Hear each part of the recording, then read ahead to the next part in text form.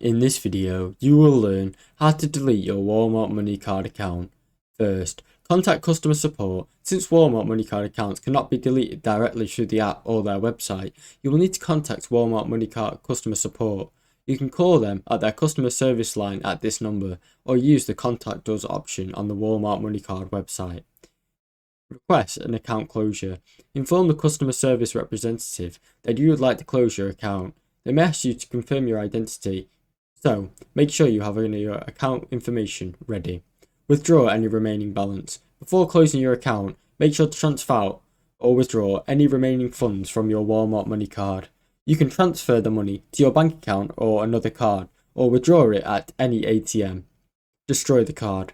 Once the account has been closed, cut up and dispose of your Walmart MoneyCard securely to prevent any unauthorized access. Thanks for watching. Don't forget to like and subscribe.